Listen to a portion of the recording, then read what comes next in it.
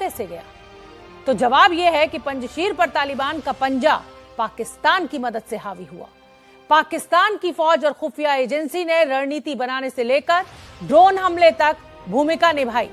पंजशीर के नाम पर तालिबान और पाकिस्तान का गठजोड़ बेनकाब हो गया और बेनकाब हो गई पाकिस्तान की वो हर चाल जो वो भारत को घेरने के लिए अफगानिस्तान में चल रहा है।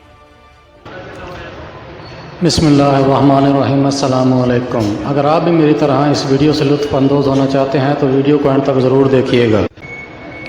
भारत के जो बड़े बड़े टॉप के एंकर माने जाते हैं पाकिस्तान के ख़िलाफ़ एक महाद खोल रखा है और इस कदर भोंडे अंदाज से प्रोपेगेंडा करने में मसरूफ़ हैं जिसकी वजह से सारी दुनिया में इनकी जग हसाई हो रही है। खैर, इनके लिए कोई नई बात नहीं। आइए आपको मैं इनके चंद क्लिप सुनवाता हूं जिनको सुनकर आप खुद पर काबू नहीं रख सकेंगे। ISI चीफ हामिद फैज काबुल के सेरेनो होटल में ठहरे हुए थे और वहीं बैठकर पंजशीर में छिड़ी जंग पर नजर रखे हुए थे।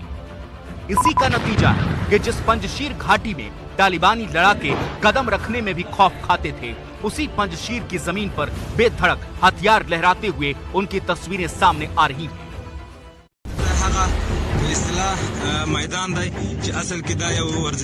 तालिबान के लड़ाके पंजशीर के इलाके में लड़ाकू हेलीकॉप्टरों को कब्जे में लेते हुए दिखाई दे रहे हैं।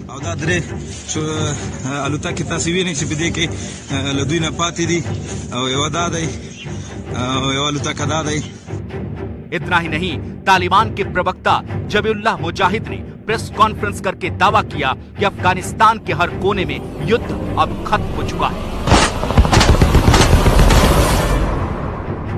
और हर तरफ। सोचिए सिर्फ 1 मिनट के लिए, गणित है, गूगल पे जाइए, हमर गाड़ी की लेंथ निकाल लीजिए,